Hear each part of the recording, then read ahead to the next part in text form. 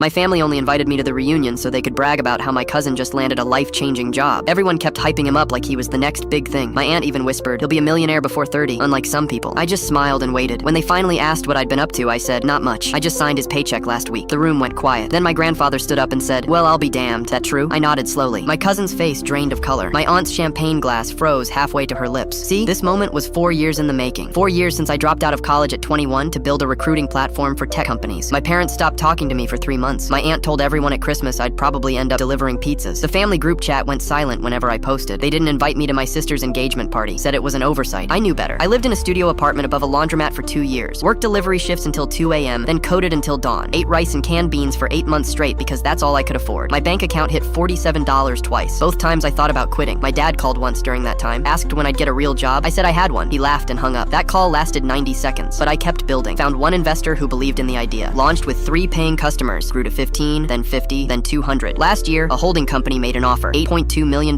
I took it, stayed on as VP of Talent Acquisition, got a seat on the acquisition committee. My first year's salary was more than my dad made in 5. 3 months ago, we bought a fintech startup called Nexura. I was reviewing the employee database when I saw his name, my cousin, the golden child, the one with the business degree and the internships and the LinkedIn posts about grinding. He worked in their sales department, made $68,000 a year, reported to a manager who reported to a director who reported to me. I could have reached out, could have said something. I didn't. I waited. Then came the reunion invitation. My mom texted, please come, everyone wants to see you. I knew what that meant. Another performance, another chance to be the cautionary tale while someone else got applause. But something made me say yes. Maybe curiosity. Maybe I just wanted to see their faces. I showed up in jeans and a plain shirt. My cousin was wearing a suit, holding court in the backyard, talking about stock options like he invented them. My aunt kept touching his shoulder, beaming, telling anyone who'd listen about his brilliant career move, how he'd been headhunted, how the CEO personally wanted him on the team, how he'd be running his own division within 2 years. Then she saw me. Her smile tightened. Oh, you actually came. She air-kissed my cheek. You know, it's never too late to go back to school. Finish what you started. My friend's son did that at 30. I just smiled. My grandfather called everyone to attention, raised his glass. Let's hear about this fancy new job. My cousin stood up, talked for 10 minutes about disrupting fintech and his equity package and the company vision. People clapped. My aunt literally wiped tears, kept saying how proud she was. Then my grandfather turned to me. And you? What have you been up to, son? The pity in his voice was thick, like he was asking a child what they wanted to be when they grew up. I set down my drink. Not much. Just signed his paycheck last week. Silence. Pure, beautiful silence. My cousin blinked. What? Nexura, I said calmly. We acquired it in August. I'm on the executive team. You're in sales, which means technically I'm your boss's boss's boss. My aunt's face went from proud to pale in 3 seconds. That's not, he doesn't report to you directly. No, I agreed. He reports to someone who reports to someone who reports to me. But I did approve his division's Q4 budget last month. Nice work on those numbers, by the way. My cousin sat down hard. My sister stared at her plate. My dad's fork clattered down. And my grandfather, this 80-year-old man who'd barely said 2 words to me in 3 years, walked over and put his weathered hand on my shoulder. He looked directly at my aunt, let the moment breathe, then said the words I'll never forget. Seems like the disappointment's the only one who showed up.